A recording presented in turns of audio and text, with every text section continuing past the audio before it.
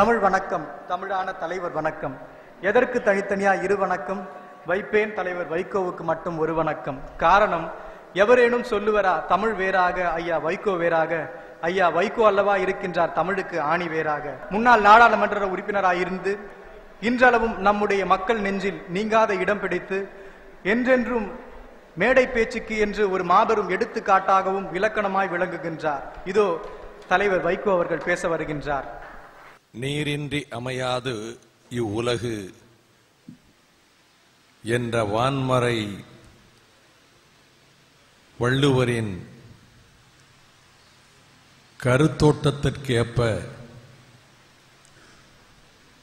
உலகெங்கும் அறைகூவலாக எழுந்து வருகிற தண்ணீர் பிரச்சனையை மையமாக வைத்து நம் தாய் தமிழகத்தை முற்றுகையிட்டிருக்கின்ற பல்வேறு அறைகூவல்களை ஆய்வு செய்கின்ற வகையில் எதிர்காலத்தை தீர்மானிக்கக்கூடியவர்களான மாணவர் உலகம் இப்படி ஒரு நிகழ்வினை ஏற்பாடு செய்திருக்கிறது என்று மனம் மகிழுகிற சூழலில் கத்தோலிக்க திருச்சபையினார் உருவாக்கப்பட்டிருக்கின்ற புகழ்மிக்க லயோலா கல்லூரியில் சாலியார் அரங்கத்தில் அகில இந்திய கத்தோலிக்க பல்கலைக்கழக மாணவர் பேரமைப்பின் சார்பில்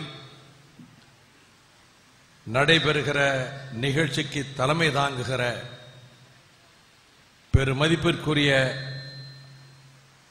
அருள் முனைவர் லயோலா கல்லூரி அதிபர் அமல் அவர்களே, லயோலா கல்லூரியினுடைய முதல்வர் அருள் முனைவர் ஜெயராஜ் அவர்களே,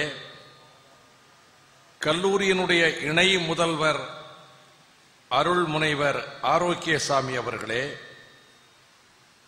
மதிப்புமிக்க அருள் முனைவர் ஹென்றி ஜெரோம் அவர்களே, அனல்வாயும் உரை நிகழ்த்திய வரவேற்புரை தந்த மாணவர் ஜோ பிரிட்டோ அவர்களே, முல்லை தமிழ் மணக்க தொகுத்து தருகின்ற கவின்குமார் அவர்களே, மாணவ செல்வங்களே, பேராசிரிய பெருமக்களே, வணக்கம். இந்த கல்லூரியில் தமிழ்நாடும் நதிகளும் என்ற தலைப்பில் நான் உரையாற்ற வேண்டும் என்று மாணவர் ஜோ பிரிட்டோ அவர்கள் மடல் மூலம் விடுத்த வேண்டுகோளை எனக்கு வழங்கப்படுகின்ற பெருமையாக கருதி மாணவர்களிடத்திலே உரையாற்றக்கூடிய இந்த உன்னதமான சந்தர்ப்பத்தை எண்ணி நன்றி பெருமித உணர்வோடு உங்கள் முன்னால் இந்த அரங்கத்திலே நின்று கொண்டிருக்கிறேன். வெடித்து சிதறுகின்ற வெப்பமான வார்த்தைகளை வரவேற்பு உரையிலே கேட்டேன். இந்த நாள்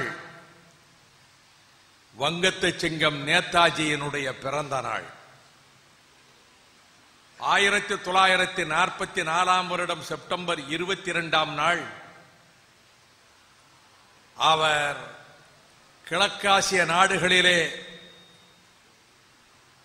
இந்திய நாட்டினுடைய விடுதலைக்காக படை அணிகளை அமைத்து பர்மா நாட்டிலும் சிங்கப்பூர் மைதானங்களிலும் உரையாற்றி வந்த அந்த காலகட்டத்தில்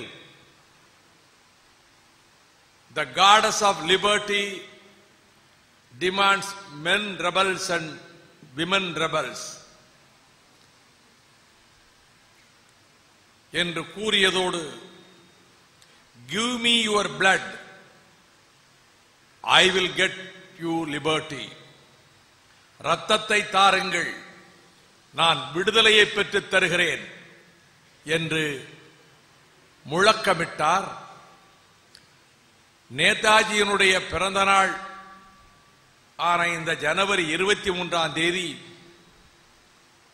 தமிழகத்திலே இருக்கக்கூடிய நதிகளை பற்றி உரையாற்றுக என்று எனக்கு வாய்ப்பை தந்திருக்கின்றீர்கள்.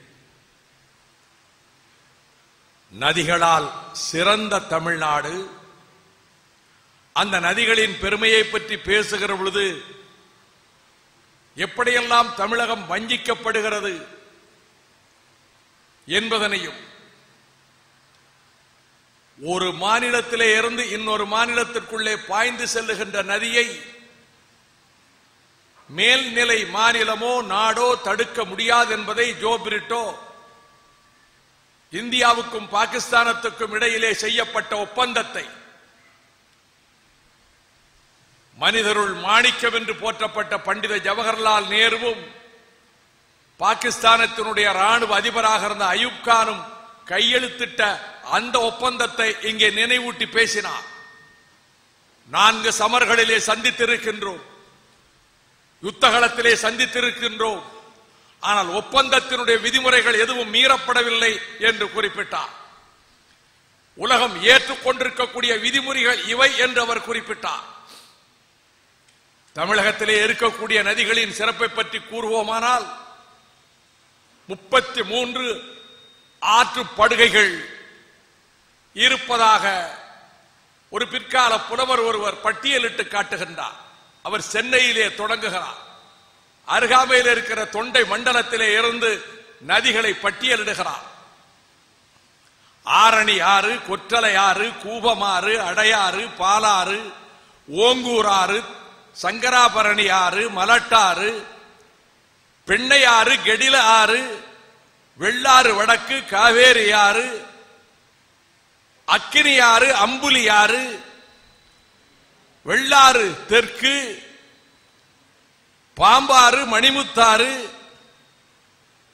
குண்டாறு, வேம்பாறு, வைப்பாறு, வைகையாறு, உத்தரகோச மங்கையாறு, குண்டாறு, தாமிரபரணி ஆறு, நம்பியாறு, அனுமானாறு, வள்ளியாறு, பழவாறு, கோதையாறு என்று 33 ஆற்றுப்படுகைகள் இருப்பதை, 52 பாசன நீர்த்தேக்கங்கள் இருப்பதும், 39,000 ஏரிகள் அமைந்திருப்பதும், இதில் 26,700 ஏரிகள் தற்போது வானம் பார்த்த ஏரிகளாக திகழ்வதும், 18,26,806 கிணறுகள் அமைக்கப்பட்டிருப்பதும், இவையெல்லாம் காலப்போக்கிலே ஓடி சென்ற நதிகள் காவிரி, தென்பெண்ணை, பாலாறு, தமிழ் கண்டதோர் வையை, பொருணை நதி என மேவிய ஆறு பலகோடி திருமேனி செழித்த தமிழ்நாடு என்று பாரதி பாடினார். ஆக நதிகளின் சிறப்பை பற்றி சொல்லுகிற பொழுது எங்கோ உள்ள கோசல நாட்டின் சிறப்பை சொல்வதாக இருந்தாலும், தான் பிறந்து தவழ்ந்து வளர்ந்து ஓடித்திரிந்த சோழ நாட்டினுடைய மருத நிலத்தினுடைய பெருமையையே சுட்டிக்காட்டுகின்ற வகையிலே கம்பன் தண்டலை மயில்கள் ஆட, தாமரை விளக்கந்தாங்க, கொண்டல்கள் முழவினேங்க, குவளைகள் விழித்து நோக்க, தென்பிளி எழினி காட்ட, தேன்பிளி மகரையாளின் வண்டுகள் இனிது பாட, மருதம் விற்றிருக்கும் மாதோ என்று இவ்வளவு சிறப்புள்ள மருத நிலத்தின் சிறப்பை பற்றி சொன்னான். ஆக காவிரி ஆற்றினுடைய சிறப்பை கூறுகிற போது மருங்கு வண்டு சிறந்தார்ப்ப, மணிப்பு ஆடை அதிபோர்த்தி, கருங்கையல்கண் விழித்தொல்கி நடந்தாய் வாழி காவேரி, பூவர் சோலை மயிலால புரிந்து குயில்கள் இசை பாட, காமர் மாலை அருகசைய நடந்தாய் வாழி காவேரி, உழவர் ஓதை மதகோதை, உடைநீர் ஓதை தன்பதங்கொள், விளவர் ஓதை சிறந்தார்ப்ப நடந்தாய் வாழி காவேரி. இந்த காவிரியினுடைய நீர் உரிமையை இழந்து நிற்கிறது தமிழ்நாடு. இன்றைக்கு விஸ்வரூபம் எடுத்திருக்கக்கூடிய முல்லை பெரியாறு பிரச்சனையை முன்னிறுத்தி வரவேற்புரையாளர் இங்கே குறிப்பிட்டார். ஆனால் ஆயிரக்கணக்கான ஆண்டுகளாக நாம் அனுபவித்து வந்திருந்த காவிரி ஆற்றின் உரிமையை இழந்து நிற்கிறோம். 1892 ஆண்டு அன்றைய ஆங்கிலேய அரசு காலத்திலே செய்யப்பட்ட ஒப்பந்தமும் 1924 ஆண்டு செய்யப்பட்ட ஒப்பந்தமும் அதன் பிறகு 1972 ஆண்டிலே மீண்டும் அதை உறுதிப்படுத்துவதற்காக செய்து கொள்ளப்பட்ட ஒப்பந்தமும் ஏற்றுக்கொள்ள முடியாது என்று கர்நாடகம் கூறியது. இதே காலகட்டத்தில் என்னுடைய அன்புக்குரிய மாணவ செல்வங்களே, இந்த காலகட்டத்திலேதான் இன்றைக்கு உலகத்தினுடைய சிறப்புமிக்க நதிகளில் ஒன்றாக கருதப்படுகிற நைல் நதி. நீங்கள் நாகரிகங்களை பற்றி பேரறிஞர் அண்ணா அவர்கள் ஆற்றோரம் என்ற தலைப்பிலே அண்ணாமலை பல்கலைக்கழகத்திலே பேசினார். இந்த செழித்த நாகரிகங்கள் எல்லாம் கீழ்ப்படுகை நிலங்களிலே, கீழ்ப்படுகை பகுதிகளிலே தான் வளர்ந்திருக்கின்றன. த ரைபேரியன் ஸ்டேட்ஸ் என்று சொல்லப்படுகிற பகுதிகளிலே தான் வளர்ந்திருக்கின்றன. ஆக நைல் நதி உற்பத்தியாகிற இடம் எகிப்து அல்ல. எத்தியோப்பியாவிலே உற்பத்தியாகின்ற வெள்ளை நைல் நதி, சூடானிலே உற்பத்தியாகின்ற நீல நைல் நதி, அதற்கு கிளை நதிகளாக வருகின்ற பல்வேறு ஆறுகள் எவையுமே எகிப்திலே உற்பத்தியாகவில்லை. ஆனால் நைலின் அருட்கொடையாக எகிப்து திகழ்கிறது. இதோ என் கண் முன்னாலே நிற்கின்ற பிரமிடுகள் 4000 ஆண்டுகள் என்னை பார்க்கின்றன என்று தன்னோடு வந்த போர் வீரர்களிடத்திலே சொன்னான் நெப்போலியன். உலகத்தின் மிக பழமையான நாகரிகங்கள் என்று கருதப்படுகிற இடங்களில் ஒன்று எகிப்து. அந்த எகிப்தை வளப்படுத்தக்கூடிய நைல் உற்பத்தியாகின்ற இடம் எத்தியோப்பியாவும் சூடானும். இதே காலகட்டத்தில் 1892 ஆண்டு என்று குறிப்பிட்டேன் அல்லவா, 1893 ஆண்டு ஒப்பந்தம் அங்கே மீண்டும் இங்கே காவிரி பிரச்சனைக்கு காவிரி ஒப்பந்தம் 1924, மீண்டும் அங்கே ஒப்பந்தம் 1925. அந்த ஒப்பந்தத்தின்படி சூடான் தேசமாகட்டும் எத்தியோப்பிய தேசமாகட்டும் எகிப்துக்கு செல்லுகின்ற தண்ணீரை தடுத்து மறித்து அணை கட்டக்கூடாது. இது ஒப்பந்தம். 1955 சூடான் விடுதலை பெற்ற பிறகு இதோ ஒரு புதிய தேசம் மலர்ந்து விட்டது. தெற்கு சூடான் மலர்ந்து விட்டது. லட்சக்கணக்கானவர்கள் படுகொலை செய்யப்பட்டதற்கு பிறகு இந்த உலகம் பொது வாக்கெடுப்பு நடத்தி தெற்கு சூடான் என்கின்ற தேசம் நம் கண்முள்ளாலே மலர்ந்திருக்கிறது. நாளைய ஈழம் மலர்வதற்கு அச்சாரமாக அது மலர்ந்திருக்கிறது. எனவே இது வெள்ளைக்காரன் காலத்திலே போடப்பட்ட ஒப்பந்தம். நாங்கள் அடிமை நுகத்தடிகளை எங்கள் கழுத்திலே சுமந்து கொண்டிருந்த காலத்திலே போடப்பட்ட ஒப்பந்தம். எனவே நாங்கள் புதிதாக அணையை கட்டுவோம் என்று சொன்ன போது அது தடுக்கப்பட்டது. இன்று வரை எகிப்துக்கு செல்லுகின்ற தண்ணீரை தடுத்து நிறுத்துவதற்கு சூடான் தேசமோ எத்தியோப்பியாவோ முன்வரவில்லை. இந்த மாணவர் ஊடகத்திலே இதை சொல்லுவதற்கு காரணம் எதிர்காலம் கேள்விக்குறிகளை தருவதும் தமிழகம் வறண்ட பாலைவனம் ஆகிவிடுமோ என்கின்ற கவலை நம்முடைய நெஞ்சிலே மோதுவதும் புதிய உலகத்துக்கு நம்பிக்கை ஊட்டக்கூடியவர்களாக இருக்கக்கூடிய மாணவர்கள், இணையதளத்தை பயன்படுத்தக்கூடியவர்கள் உங்களை ஆயத்தப்படுத்தினார், உங்களை வார்ப்பித்தார், உங்களிடத்திலே போராடும் ஆயுதங்களை உங்கள் உள்ளங்களிலே சேகரித்துக் கொடுத்தார்.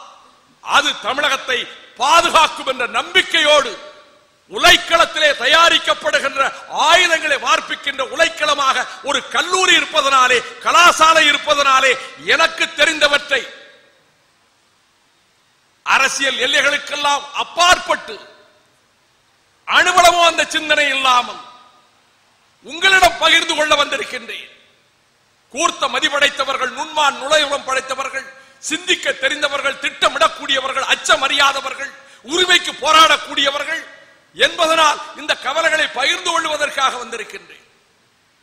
ஒரு தேசம், இறையாண்மை உள்ள தேசம் இன்னொரு தேசத்துக்கு போகிற ரைபேரியன் கண்ட்ரி, அதற்கு போகிற தண்ணீரை தடுத்து நிறுத்த முன்வரவில்லை.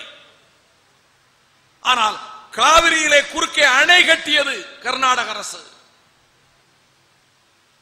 இளங்கோ வர்ணித்த தமிழகத்தினுடைய அந்த நதி சிறப்பை பற்றி வர்ணித்த போது, காவிரிப்பட்டினத்தோடு கடலோடு கலந்த பொன்னி நதியினுடைய சிறப்பை பற்றி அவர் பாராட்டி எளியதை சொல்லுகிற போது நாம் வஞ்சிக்கப்பட்டதை எண்ணி பார்க்கிறேன்.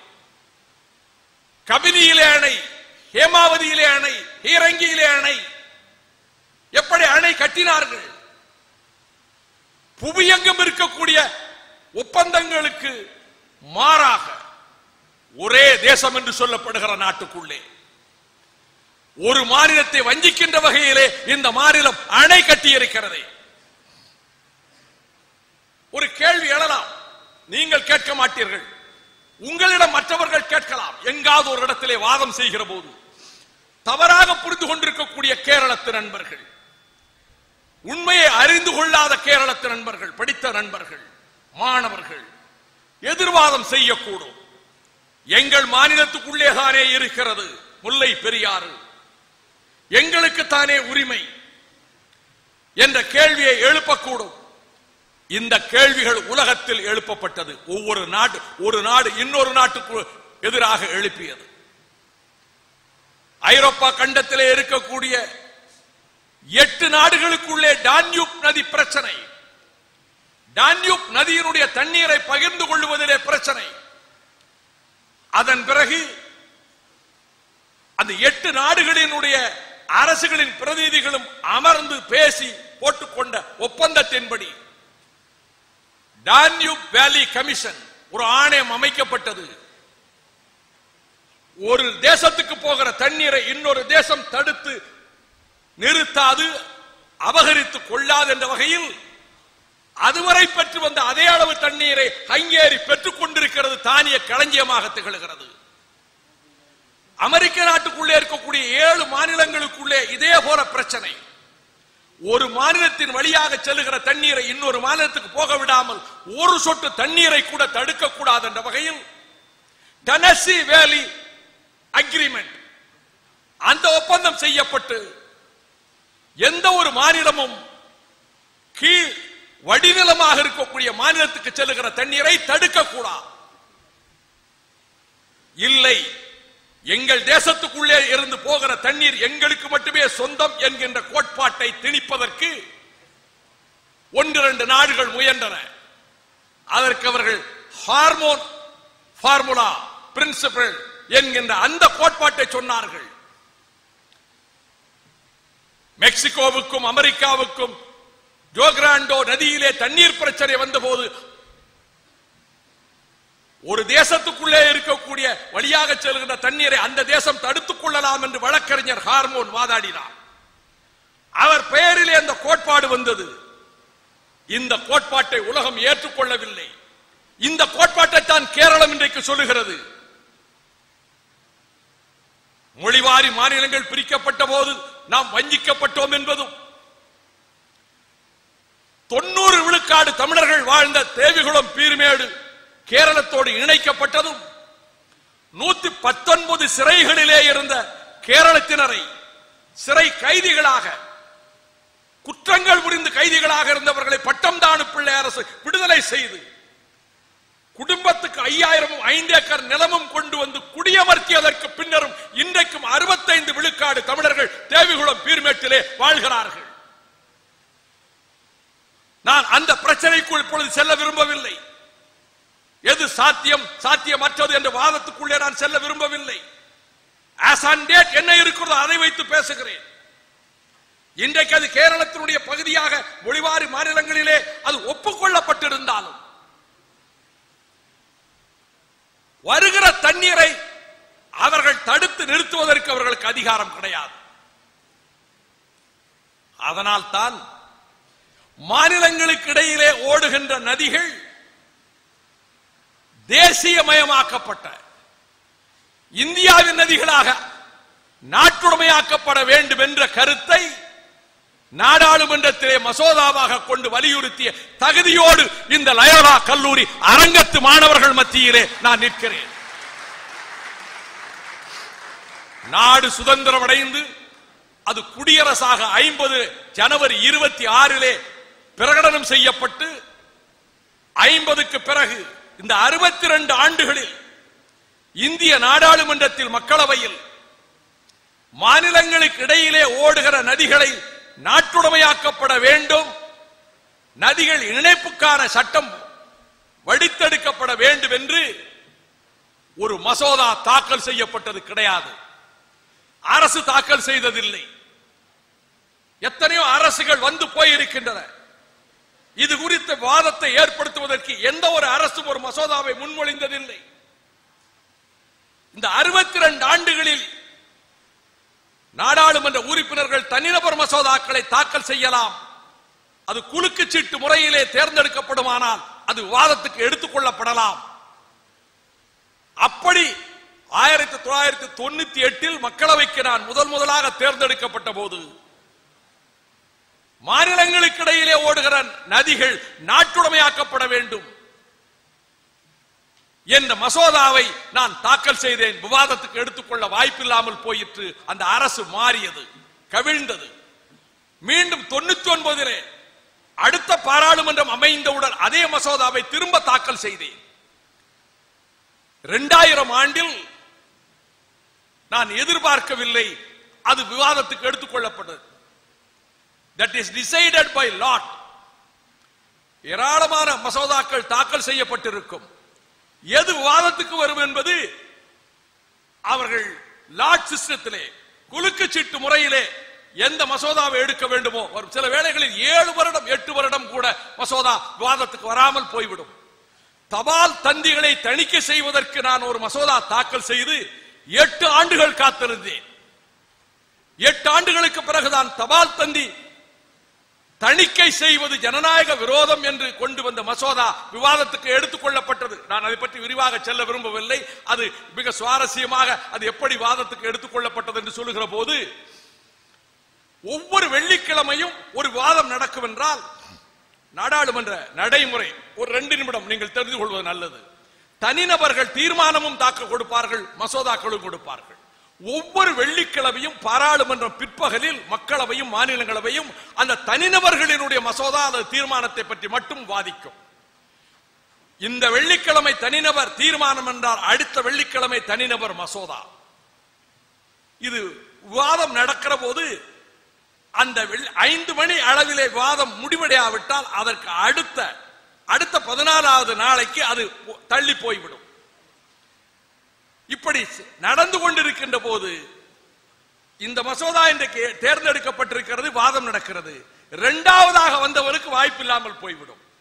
அப்ப திரும்ப அடுத்த 2 வாரம் கழித்து மீண்டும் லாட் சிஸ்டத்திலே வருகிற போது அன்றைக்கு இந்த வாதம் ஒரு 3 மணி 3:30 மணிக்கு முடிந்தால் அடுத்த வாதத்துக்கு வருகிற எடுத்துக்கொள்ளப்படுகிற பொருள் எடுத்துக்கொள்ளப்படும். நான் 7 ஆண்டுகள் காத்திருந்தேன். இந்த வாதத்தை வரவிடக்கூடாது என்று மிக சாதுரியமாக தடுத்து விட்டார்கள். அந்த வாதத்தை 5 மணி வரை நீட்டித்து செல்வார்கள். அல்லது 2வது 3வதாக இடம்பெற்றிருக்கிறவர்களை வரவழைத்து பேச வைப்பார்கள். அடுத்த மசோதா 4வதாக தேர்ந்தெடுக்கப்படுகிற மசோதா வாய்ப்பில்லாமல் போய்விடும். நான் 8 வருடம் கழித்து ஒரு முறை என்ன செய்ய, எனக்கு 5வதாக என்னுடைய மசோதா இடம்பெற்றிருந்தது. முதலாவது இடம்பெற்ற மசோதா 3, 3:30 மணி 4 மணிக்கு வாதம் முடியக்கூடும். அது ஏற்கனவே 3 மாதமாக நடந்து கொண்டிருக்கிறது. எப்படியாவது இதை பயன்படுத்த வேண்டுமே என்று கருதி விசாரித்தேன். இந்த 2வது மசோதா 3வது மசோதா 4வது மசோதாவை சார்ந்தவர்கள் அன்றைக்கு வெள்ளிக்கிழமை என்று ஊரில் இல்லை என்று தெரிந்து கொண்டேன். அப்படி என்றால் வாய்ப்பு இருக்கிறது என்று கருதினேன். ஆனால் நம் முகத்தை பார்த்தால் பாராளுமன்றத்துறை அமைச்சர் இந்த வாதத்தை 5 மணி வரை நீட்டிப்பதற்கு இன்னொரு 10 எம்பிக்களை அழைத்து பேச வைத்தால் 5 மணி வரை வாதம் நீடிக்கும். பிறகு அடுத்த 14வது நாள் நான் சபைக்கே போகவில்லை. காலையிலே இருந்து ஊரிலேயே இல்லை என்று பாராளுமன்றத்துறை அமைச்சர் நினைத்துக் கொண்டார். ஆகையினால 5வது இடத்திற்கு அடுத்து இன்னும் 3 பேர் இருக்கிறார்கள். இவன் 5வது இடத்திலே தானே இருக்கிறார், மற்ற 3 பேர் வரவில்லை என்பது அவருக்கு தெரியாது. மணி 3:50 ஆயிற்று. நான் நாடாளுமன்ற கட்டிடத்திற்கு சென்று இந்த ஒலிப்பதிவு செய்யக்கூடிய அந்த அமைப்பு கருவிகள் இயக்குகிற இடத்தினுடைய தோழர், அவர் என்னுடைய நல்ல நண்பர், அவருடைய அறையிலே அமர்ந்து கொண்டு சரியாக விவாதம் முடிவடைய போகிற நேரத்தில் எனக்கு அடுத்து இன்னொருவரைத்தானே அழைப்பார்கள் என்று அமைச்சர் இருக்கிற போது நான் 4 மணிக்கு சரியாக உள்ளே நுழைந்து விட்டேன். வாதம் அது முடிகிறது. அடுத்து என்னைத்தான் அழைக்க வேண்டும். எதிர்பார்க்கவே இல்லை அமைச்சர். இல்லை, அரை மணி நேர வாதத்தை எடுத்துக்கொள்வோம், half an hour டிஸ்கஷன். அதுக்கு ரூல்ஸ் இடம் கொடுக்காது. அமைச்சர் அவர்களே, அடுத்து என்னுடைய மசோதா எடுத்துக்கொள்ளப்பட வேண்டும் என்ற போது அவர் நான் 8 வருடமாக காத்திருக்கிறேன் என்றேன். அப்பொழுது எதிர்க்கட்சி தலைவர் வரிசையிலே இருந்த எல்கே அத்வானி எழுந்து சொன்னார், மிக திறமையாக செயல்பட்டிருக்கிறார் நண்பர். He has adopted the LTTE technique. He has succeeded. அதுபோல இந்த வாதம், இந்த மசோதா, நதிகளுக்கான மசோதா நான் எதிர்பார்க்கவில்லை. 2000 வாதத்துக்கு எடுத்துக் கொள்ளப்பட்டு, மே 5 வாதத்துக்கு எடுத்துக் கொள்ளப்பட்டு, ஆகஸ்ட் வரையிலே அந்த வாதம் நடைபெற்று, இந்தியாவிலே இருக்கக்கூடிய அரசியல் கட்சிகளில் அனைத்து அரசியல் கட்சிகளும் ஒரே ஒரு அரசியல் கட்சியை தவிர அந்த வாதத்திலே பங்கெடுத்துக் கொண்டன. அது எந்த கட்சி பங்கெடுக்கவில்லை என்று சொல்லி இந்த அரங்கத்தில் என் அரசியல் கருத்தை மெதுவாக நுழைப்பதற்கு முயற்சிக்கிறேன் என்ற குறைபாடு வந்துவிடக் கூடாது என்பதனால் நான் சொல்ல விரும்பவில்லை. அனைத்து அரசியல் கட்சிகளின் பிரதிநிதிகளும் அதிலே பங்கேற்றார்கள். ஆக நதிகள் நாட்டுடைமையாக்கப்பட வேண்டும். இந்திய உபகண்டம் என்கின்ற இந்த அமைப்புக்குள்ளே தம்பி கூறுவதைப் போல எதிர்காலத்தில் இந்த நாட்டின் ஒற்றுமை சிதறி போய்விடும், உடைந்து போய்விடும், ஒற்றுமை நிலைக்காது என்ற சூழல் ஏற்படுமானால், அப்படி நிலைக்காமல் போனாலும் சுதந்திர இறையாண்மை உள்ள ஒரு தேசம் இன்னொரு தேசத்துக்கு போகிற தண்ணீரை தடுக்க முடியாது என்பதற்காகத்தான் நான் இந்த உதாரணங்களை உங்களுக்கு முன்பாக வைத்தேன். ஆனால் முல்லை பெரியாறு அணையை கட்ட வேண்டிய அவசியம் ஏன் ஏற்பட்டது என்பது உங்களுக்கு தெரியும். எந்த எத்தியோப்பியாவை குறிப்பிட்டேனோ அதிலே பஞ்சத்தில், பசியில், பட்டினியிலே சாகர மக்களை நீங்கள் அறிவீர்கள்.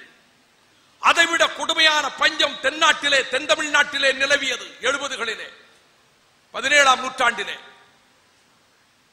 அப்பொழுது ஏற்பட்ட பஞ்சத்தின் காரணமாக கால்நடைகளா பல்லாயிரக்கணக்கிலே மடிந்து போயின. மக்கள் எலும்பும் தோலுமாக உணவுக்கு வழியின்றி, தண்ணீருக்கு வழியின்றி மடிந்தார்கள். வேறு இடங்களை நோக்கி செல்ல ஆரம்பித்தார்கள்.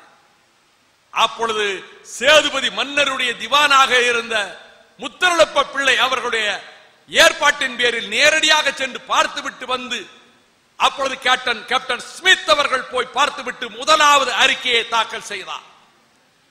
இன்றைக்கும் 2000 TMC தண்ணீர் அரபிக்கடலில் வீணாகிறது.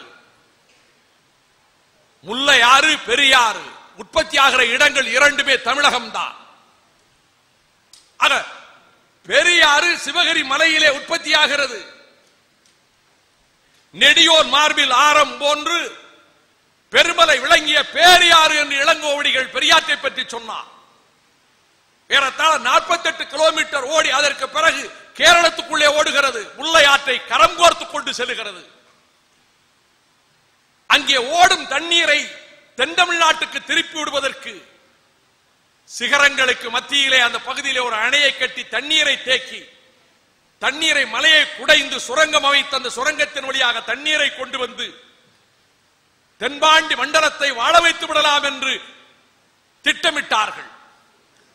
கட்டு கலங்கானும் கதிர் உலக்கு நெல்கானும் அறுதாள் அறுத்து வர மறுதாள் பயிராகும் மறுதாளின் கீழாக ஐங்கல் என்று என் கூடு கட்டும் மாடு கட்டி போராடித்தால் மாளாது சென்னல் என்று யானை கட்டி போராடிக்கும் அழகான தென்மதுரை என்று சொல்லப்பட்ட தமிழகம் பஞ்ச பிரதேசமாகி கொண்டிருந்த காலத்தில் இதற்கான திட்டங்கள் வகுக்கப்பட்டு நிதி பற்றாக்குறையின் காரணமாக அந்த திட்டம் உடனடியாக நிறைவேற்றப்படாத சூழலில் கர்னல் ஜான் பென்னிக்விக் இந்த அணையை கட்டுகின்ற திட்டத்துக்கு காரணமாக அந்த பொறியாளர் அமைத்து தந்தாரே, இதற்கான ஒப்பந்தத்தை நிறைவேற்றுவதற்கு இந்த அணை அமைக்கப்பட்ட இடம் அன்றைய சென்னை ராஜதானிக்கு உட்பட்டது, தமிழ்நாட்டுக்கு உட்பட்டது, திருவாங்கூர் கொச்சி சமஸ்தானத்துக்கு உட்பட்டது அல்ல. தவறான தகவலின் பேரிலே திருவிதாங்கூர் அரசருக்கு தகவல் அனுப்பிய போது அதிர்ஷ்டம் வந்து விழுந்ததை போல நமக்கு இந்த இடம் உரிமை இல்லை, இருந்தாலும் கேட்கிறார்களே வருவதை ஏன் விடுவானேன் என்று ஒப்புக்கொண்டார். அந்த பகுதி பூஞ்சார் சமஸ்தானத்துக்கு உட்பட்டது. பாண்டிய மன்னர்கள் தான் முன்னர் ஆட்சி புரிந்து வந்தார்கள். இருப்பினும் ஒப்பந்தத்தை ஏற்றுக்கொள்வது என்று கருதி 1886 ஆண்டு அக்டோபர் 29ஆம் தேதி ஒப்பந்தம் கையெழுத்திடப்பட்டது. அணைக்கட்டை தொடங்கி வைப்பதற்கு கவர்னராக இருந்த கன்னிமேரா மதுரை கலெக்டர் ஹேஸ்டிங்ஸோடு சென்று ஒரு மரத்தை வெட்டி போட்டு 1887 வேலையை தொடங்கி வைத்தார். பிறகு அணைக்கட்டினுடைய வேலை இடையிலே ஒரு கட்டத்திலே அடித்துக் கொண்டு போனது, நிதி இல்லாமல் போனது. பென்னிக்விக் தன்னுடைய தாயகத்துக்கு சென்றார், சொத்துக்களை விற்றார், தன் மனைவி சீமாட்டியினுடைய சொத்துக்களை விற்றார், பொருட்களை விற்றார், அந்த நிதியை கொண்டு வந்து கொடுத்தார், அணையை எழுப்பினார். இதையெல்லாம் நீங்கள் அறிந்திருப்பீர்கள். 1895ஆம் ஆண்டு அக்டோபர் 10ஆம் தேதி சென்னை கவர்னர் வென்லாக் பிரபு அணையை திறந்து வைத்தார். அந்த அணை இங்கே குறிப்பிட்டதை போல ஏறத்தாழ 2,17,000 ஏக்கருக்கு பாசனம் தருகிறது. இன்றைய மக்கள் தொகை கணக்கிலே 85 லட்சம் மக்களுக்கு குடிதண்ணீர் தருகிறது, மதுரை உள்ளிட்ட நகரங்களுக்கு. இந்த அணையை அமைப்பதற்கு அவர்கள் 22க்கு மேற்பட்ட இங்கிலாந்து நாட்டு பொறியாளர்கள் உயிரிழந்திருக்கிறார்கள். கடுமையான நோய்கள், விலங்குகளின் தாக்குதல்கள், ஒரு கையில் அருவாள், ஒரு கையில் இரட்டை குழாய் துப்பாக்கிகளோடு அந்த பகுதியிலே இருக்கக்கூடியவர்களை, உடலிலே வலுவும் உள்ளத்திலே திண்மையும் கொண்டவர்களை மெய்காப்பாளர்களாக உடனழைத்துக் கொண்டு போய் அவர்கள் அந்த காடுகளுக்குள்ளே கடுமையான சோதனைகளுக்கு மத்தியிலே இந்த அணையை கட்டுவதற்கு அவர்கள் பட்டிருக்கின்ற சிரமங்கள் மெக்கன்சி அருமையாக எழுதி வைத்திருக்கின்றார். ஆக இந்த அணை எழுப்பப்படுகின்ற போது அங்கே அந்த பகுதியிலே வாழுகின்றவர்கள் பென்னிக்விக்கு சிலை எழுப்புகிறார்கள், படம் வைத்திருக்கிறார்கள், பெயர் வைத்திருக்கிறார்கள். ஒரு செய்தியை கூட சொல்லுவதுண்டு.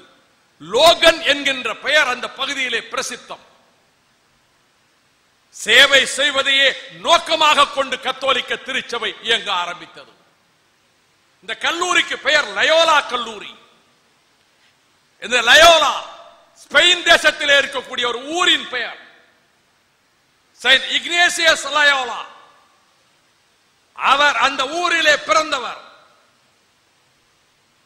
அவர் ஸ்பெயின் தேசத்தினுடைய ராணுவத்திலே பணியாற்றியவர், படையிலே பணியாற்றியவர்.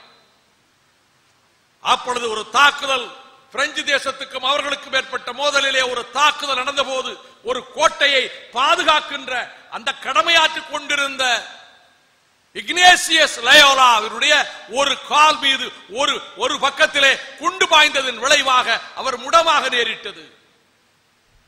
நீண்ட நாட்கள் சிகிச்சை பெற்று மென்ரோசா என்கின்ற ஒரு குகையிலே தன் உள்ளத்தில் எழுந்த கேள்விகளுக்கு விடை காண்பதற்கு அவர் துடித்த போதுதான் கர்த்தருக்கு தொண்டு செய்ய,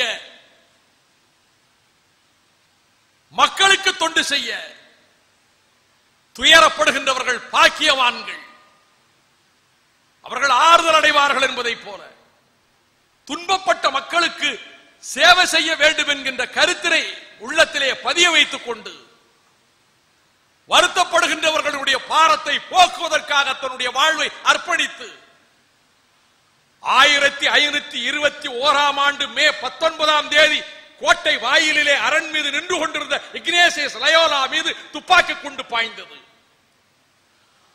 1539ஆம் ஆண்டில் திருச்சபையை தொடங்கினார். அந்த திருச்சபையில் 1002 பேர் உறுப்பினர்களாக சேர்ந்தார்கள். அதற்கு பிறகு 27,000 உறுப்பினர்களை கொண்ட சபையாகியது. ஆம், செயின்ட் இக்னேசியஸ் லயோலாவினுடைய அருட்கொடையாகத்தான் ஃபாதர் பிரான்சிஸ் சேவியர் இந்திய திருநாட்டுக்குள்ளே அடியெடுத்து வைத்தார். பிரான்சிஸ் சேவியர் பெருமை பேசுகிற ஒளியும் ஓய்வும் உண்மையா என்ற குறிக்கோளை கொண்ட சவேரியர் கல்லூரியிலே வார்ப்பாக வந்தவன் லயோலா கல்லூரி அரங்கத்திலே வைகோ பேசுகிறார். சேவை செய்வதை நோக்கமாக கொண்டவர்கள். அந்த நோக்கத்தினாலே தான் சொன்னான் பென்னிக்விக், இந்த பூ உலகத்துக்கு ஒரு முறைதான் வந்து செல்லுகிறேன், மனித குலத்துக்கு பயன்படுகின்ற வகையிலே நான் சேவை செய்ய விரும்புகிறேன். தவிர்ப்பதற்கோ தள்ளி போடுவதற்கோ வாய்ப்பில்லை. காரணம், இனி ஒரு முறை நான் இந்த புவிக்கு வரப்போவதில்லை. இதை சொன்னவன் பென்னிக்விக். அதே உணர்வோடு வந்த லோகன், பொறியாளராக இருந்த லோகன், கட்டுமான பணிகளை பார்வையிட்டுக் கொண்டிருந்த லோகன், 2 வருடமாக லண்டனுக்கு செல்லாத லோகன், அவருடைய அன்பு மனைவியும் ஒரே ஒரு அருமை மகள், 9 வயது சிறுமி. தந்தையை பார்க்க மகளும், கணவனை பார்க்க மனைவியும் வந்தார்கள் தமிழ்நாட்டுக்கு, இந்தியாவுக்கு வந்தார்கள் தமிழ்நாட்டுக்கு. அம்மையனாக்கனூரிலே இறங்கி கம்பத்துக்கு சென்று அங்கே இருந்து அணை கட்டுமானம் நடைபெறுகிற இடத்துக்கு போன போது 2 வருடம் கழித்து தன் பிரிய மனைவி வந்த மகிழ்ச்சியிலே, மகளை பார்த்த சந்தோஷத்திலே அவர் தங்கி இருந்த குடிலிலே அவர்களை தங்க வைத்தார். 2 நாட்கள் மகிழ்ச்சியாக கடந்தன. 3ஆம் நாள் தகப்பன் கட்டுகின்ற அணைக்கட்டினுடைய நேர்த்தியை காண வேண்டும் என்ற ஆவலில் அந்த 9 வயது லோகனின் மகள் கட்டுமான வேலை நடந்து கொண்டிருக்கிற இடத்தில் தளிர்மான் குட்டியை போல அங்கும் இங்கும் துவாவி பாய்ந்து துள்ளி விளையாடி கொண்டிருந்தாள். நடக்கக்கூடாதது நடந்து விட்டது. கட்டுமான இடத்திலே மேலே இருந்து ஒரு கல் சிதறி வந்து லோகனின் மகளின் தலை மீது வந்து விழுந்தது.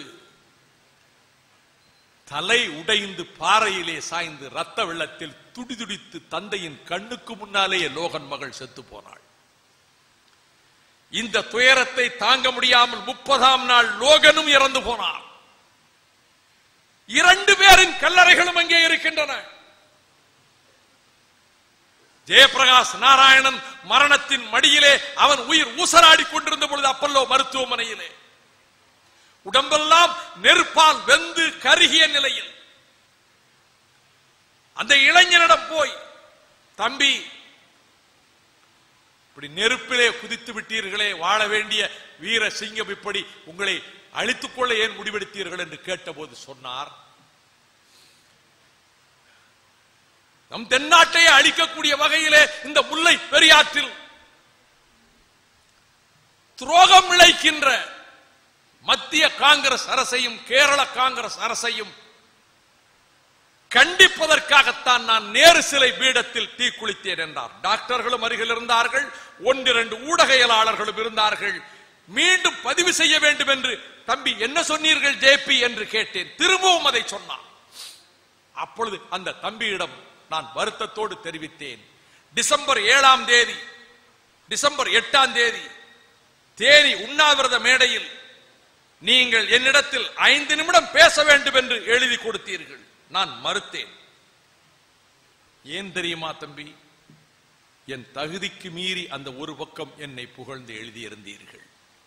அந்த மேடையில் என்னை பாராட்டுகிற புகழுரையை வாசிக்க விடுவது என் மனதுக்கு ஏற்புடையதல்ல என்று கருதி உங்களை பேச விடவில்லை. ஆனால் ஜெயபிரகாஷ் நாராயணனே என்னை வாழ்த்திய பிறகு எனக்கு என்ன வேண்டும் என்று அந்த லோகநாயகர் ஜெயபிரகாஷ் நாராயணன் நினைத்துத்தான் நான் சொன்னேன். அந்த தம்பி 2ஆம் நாள் பார்க்கிற போது கொஞ்சம் முன்னேற்றம் தெரிகிறது, 2% என்றார்கள் டாக்டர்கள். உள்ளே போக வேண்டாம், மருத்துவ பணியில் இருக்கிறவர்களுக்கே நோய் வந்துவிட்டது, நீங்கள் வெளியிலே இருக்க வேண்டும் என்றார்கள். நான் கேட்கவில்லை. நான் உள்ளே சென்றேன், அருகிலே இருந்தேன். அவன் தலையை மற்ற இடங்களை தடவி கொடுத்து பேசிக் கொண்டிருந்தேன். அப்பொழுது சொன்னேன், சுகமாயிருப்பா, சுகமாயிருயா, மகிழ்ச்சியா இருங்க. அப்பொழுது பேச முடியவில்லை. எழுதி காட்டினார். எனக்கு உங்களை போன்ற உங்களாலே புரிந்து கொள்ள முடியும். நான் முகஸ்துதிக்கு சொல்லவில்லை. நீங்கள் ஒரு அலைபேசியை பயன்படுத்துவது, ஒரு கணிப்பொறியை பயன்படுத்துவது அளவுக்கு நாம் பயன்படுத்த முடியாது. எளிதில் கிரகிக்கக்கூடிய ஆற்றல் இயல்பாகவே இந்த தலைமுறைக்கு இருக்கிறது. அது எழுதி காட்டுவதை என்னால் புரிந்து கொள்ள முடியவில்லை. உடனே ஒரு பேட் எடுத்து கொடுத்தேன், டாக்டர்கிட்ட வாங்கி பேனாவை கொடுத்தேன். வெந்து போன அந்த விரல்களை வைத்துக் கொண்டு எழுதினார். உங்களை கான்டாக்ட் பண்றது எப்படி? என் உறவுக்காரர்கள் இங்கே வந்திருக்கிறார்களா? உங்க அம்மாவும் அக்காவும் அண்ணனும் வெளியே நிற்கிறாங்க.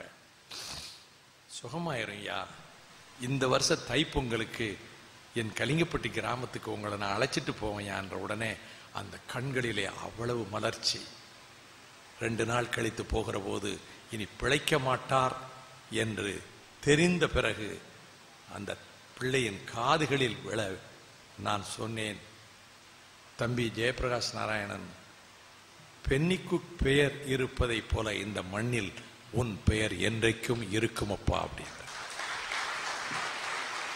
இதன் பிறகு அவர் இறந்து விட்டார் என்று நான் வழக்கு ஒன்றுக்காக ஸ்டெர்லைட் வழக்குக்கு டெல்லி சென்றவன் நள்ளிரவில் தகவல் கிடைத்து காலை விமானத்திலே டெல்லியிலிருந்து விரைந்து வந்து மதுரை வந்து தேனி சென்று ஜெயபிரகாஷ் நாராயணனுடைய உயிரற்ற சடலத்தை பல்லாயிரக்கணக்கான ஆவேசமுற்ற வாலிபர்கள் கோஷமிட்டவாறு நாங்கள் தூக்கி சுடுகாட்டை நோக்கி செல்லுகிற போது பண்டித ஜவஹர்லால் நேருவின் சிலை எந்த சிலை பீடத்திலே அவர் தீ குளித்தாரோ அந்த சிலைக்கு முன்னால் நின்று கொண்டு சிலையை அகற்ற வேண்டும் என்று, நேரு சிலை அகற்று என்று முழக்கம் ஆரம்பித்தார்கள். நான் அந்த இளைஞர்களிடம் சென்று இந்த முழக்கம் தவறான முழக்கம், நிறுத்துங்கள் என்றேன். எல்லோருக்கும் பயம். ஆவேசமுற்ற இளைஞர்கள், கட்சிகளை கடந்த இளைஞர்கள். ஆனால் ஒரு இளைஞன் கூட ஏன் நிறுத்த வேண்டும் என்று கேட்கவில்லை. தரையில் மறியல் செய்கிறோம் என்று அமர்ந்தார்கள். நான் ஒலிபெருக்கிய வாங்கி சொன்னேன், மத்தியில் இருக்கிற காங்கிரஸ் அரசையும் கேரளத்தின் காங்கிரஸ் அரசையும் கண்டித்து நான் நேரு சிலை பீடத்தில் தீக்குளித்தேன் என்று ஜெயபிரகாஷ் நாராயணன் சொன்னார். நேரு சிலையை எதிர்த்து தீக்குளிக்கவில்லை, நேருவை எதிர்த்து தீக்குளிக்கவில்லை. அந்த தியாகத்தை கொச்சைப்படுத்த நாம் அனுமதிக்க வேண்டாம். நாம் மௌனமாக செல்வோம். அவன் நோக்கம் நிறைவேற வேண்டும். முல்லை பெரியாரை காக்க வேண்டும், காப்போம். தமிழகம் கிளர்ந்து எழுந்து விட்டது, காத்துவிட முடியும் என்ற உடனே அனைவருமே அந்த வழியாக மீண்டும் அமைதியாக தகன இடத்துக்கு நடந்து சென்றோம். தியாகத்தால், ரத்தத்தால், கண்ணீரால் உருவாக்கப்பட்டது அந்த அணைக்கட்டு. ஏன் பிரச்சனை வந்தது?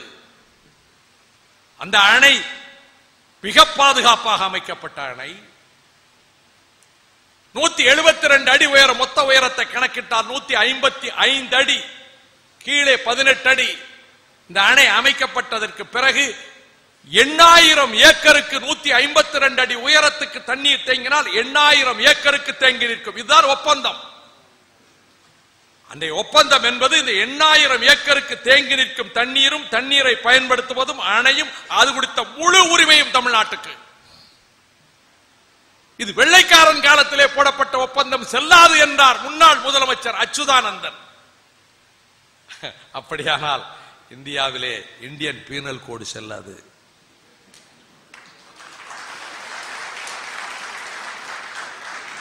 எந்த சட்டமும் செல்லாது. உங்கள் வாத வலுவுக்காக சொல்லுகிறேன். மீண்டும் 1970ஆம் ஆண்டு ஒப்பந்தம் போடப்பட்டது. இந்த சரத்துக்கள் ஏற்றுக்கொள்ளப்பட்டு நம் உரிமைகளை நாம் காவு கொடுத்திருக்கிறோம். மீன் பிடிக்கும் உரிமை நமக்குத்தான் முதல் ஒப்பந்தத்திலே நாம் இழந்திருக்கிறோம். படகு விடுகிற உரிமை அதுவரை அவர்களுக்கு கிடையாது, இழந்திருக்கிறோம். காவல் காக்கும் உரிமை அவர்களுக்கு கிடையாது, நாம் இழந்திருக்கிறோம். இருப்பினும் 999 ஆண்டுகளுக்கான ஒப்பந்தத்தை மீண்டும் இன்னொரு 999 ஆண்டுகளுக்கு உறுதிப்படுத்திக் கொள்வதற்கு வழிவகை செய்யக்கூடிய வகையிலே ஒப்பந்தம் போடப்பட்டிருக்கின்றது. 1976 இடுக்கி அணை கட்டப்பட்டது. இடுக்கி அணை 555 அடி உயரத்திலே கட்டப்பட்ட அணை. 70 டிஎம்சி தண்ணீர் கொள்ளளவு பெற்றிருக்கின்ற அணை. 800 மெகாவாட் மின்சாரம் உற்பத்தி செய்வதற்கு போடப்பட்ட அணை. ஆனால் இதற்கு போதுமான நீர்வரத்து இல்லை என்பதனாலே 1979ஆம் ஆண்டு மலையாள மனோரமா பத்திரிகை விஷத்தை விதைத்தது. பென்னிக்குக் கட்டிய முல்லை பெரியார் அணை உடைந்து போகும், லட்சக்கணக்கான மக்கள் மடிய நேரிடும் என்று ஒரு அக்கிரமமான பொய்யை சொன்னது. அன்புக்குரிய மாணவ செல்வங்களே, கடல் மட்டத்திலே இருந்து 2869 அடி உயரத்திலே பென்னிக்குக் கட்டிய முல்லை பெரியார் அணை இருக்கிறது. ஆனால் இவர்கள் சொல்லக்கூடிய மக்கள் வசிக்கின்ற பகுதி கடல் மட்டத்திலிருந்து 3300 அடி, 3500 அடி, 3800 அடி, 4200 அடி உயரத்திலே இருக்கிறது. தாவி பாய்மா மேல் நோக்கி தண்ணீர். எந்த அடிப்படையிலே இந்த குற்றச்சாட்டை சொல்லுகிறார்கள்? அணை உடைந்து விடும் என்று. 7 ரெக்டர் பூகம்பம் ஏற்பட்டாலும் இந்தியாவிலே ஒரு அணை உடையாதென்றால் அது பெண்ணிக்கு கட்டி இருக்கக்கூடிய முல்லை பெரியார் அணையாகும். இது நம்முடைய பொறியாளர்கள் தந்திருக்கக்கூடிய விளக்கம். அணை ஏற்கனவே வலுவாக இருக்கிறது. 1079ஆம் ஆண்டு இந்த பிரச்சனை வந்தபோது மத்திய நீர்வள கமிஷனுடைய தலைவர் கேசி தாமஸ் பார்வையிட வந்தார். 79 நவம்பர் 24 அவர் அணையை பார்வையிட வந்தார். அங்கே இருந்த சட்டமன்ற உறுப்பினர் ஏவி விட்டு ஆண்களும் பெண்களும் குறிப்பாக தாய்மார்கள் மாரடித்துக் கொண்டு அழுதார்கள். கேசி தாமஸை உள்ளே போக விடவில்லை. அதையும் மீறி கேசி தாமஸ் உள்ளே சென்றார். பார்த்துவிட்டு the dam is very strong and safe என்று சொன்னார். திருவனந்தபுரம் சென்றார். நிர்பந்தம் அவருக்கு கொடுக்கப்பட்டது. முத்தரப்பு பேச்சுவார்த்தை என்றார். நவம்பர் 25, 79 திருவனந்தபுரத்திலே தமிழக அரசு, கேரள அரசு, மத்திய நீர்வள கமிஷனுடைய முன்னிலையிலே பேசிக்கொண்டபடி அணை வலுவாக இருந்தாலும் கூட கேரளத்திலே இப்படி ஒரு சந்தேகம் எழுப்பப்படுவதனால் அணையை வலுப்படுத்துகின்ற வேலைகளை தமிழக அரசு மேலும் செய்யட்டும். அதுவரை 136 அடியாக தண்ணீரை 152 அடியிலிருந்து குறைத்துக் கொள்ளட்டும். வலுப்படுத்திக் கொண்ட பிறகு மீண்டும் 152 அடிக்கு தண்ணீரை உயர்த்திக் கொள்ளலாம். இது 79 செய்து கொள்ளப்பட்ட ஒப்பந்தம். இது ஒரு பாதகம்தான், நடந்து முடிந்து விட்டது. ஆனால் இதன் விளைவு நமக்கு என்ன தெரியுமா? திருப்பத்தூர், திருப்புவனம் பகுதியிலே 38,000 ஏக்கர் பாசனத்தை இழந்தோம். 86,000 ஏக்கர் இருபோக பாசனம் ஒருபோக பாசனம் ஆயிற்று. 53,000 ஏக்கர் நீர் நதி பாசனத்துக்கு கிணற்று பாசனத்துக்கு சென்றது. விவசாய உற்பத்தியில் ஆண்டுக்கு 55 கோடி நட்டமும், மின் உற்பத்தியில் 75 கோடி நட்டமும் ஆண்டு ஒன்றுக்கு ஏற்பட்டு கடந்த 32 ஆண்டுகளில் ஏறத்தாழ 4,200 கோடி ரூபாய் தமிழகத்துக்கு நட்டம் ஏற்பட்டிருக்கிறது. இது வழக்கு மன்றத்துக்கு சென்றது பிரச்சனை. உச்சநீதிமன்றத்துக்கு சென்றது எப்பொழுது? அணையை வலுப்படுத்துகின்ற வேலைகளுக்கு முட்டுக்கட்டை போட்டது கேரளம். இருப்பினும் அணை வலுப்படுத்தப்பட்டு விட்டது. மிக அருமை, முன்னை விட 1000 மடங்கு வலுப்படுத்தப்பட்டு விட்டது. இந்த வலுப்படுத்துகின்ற வேலை செய்வதற்கு முன்னாலேயே அணை வலுவாக இருக்கிறது, பூகம்பத்துக்கு கிடையாது. That is the point. இப்பொழுது 3 முறைகளிலே it is a gravitation dam, புவியீர்ப்பு சக்தியிலே பலத்தை, மேலே இருக்கிற பலத்தை கொண்டு இருக்கக்கூடிய அணை. மேலே மேலும் 12,000 டன் எடை கான்கிரீட் கேப்பிங், கான்கிரீட் தொப்பி அமைக்கப்பட்டு விட்டது. இன்னொன்று கான்கிரீட் ஆங்கரிங். 1241 அடி நீளமுள்ள முல்லைப்பெரியார் அணையில் முதலில் அமைக்கப்பட்ட போது 144 அடி 6 அங்குலம் அடித்தள அகலம் இருக்கக்கூடிய அணையில் மேல்மட்டம் 10 அடி 6 அங்குலம் என்று முதலில் அமைக்கப்பட்ட மேல்மட்ட அகலம் அமைக்கப்பட்டிருக்கக்கூடிய அணையில் 9 அடிக்கு ஒரு துளை வீதமாக மேலிருந்து கீழ் நோக்கி துளையிடப்பட்டு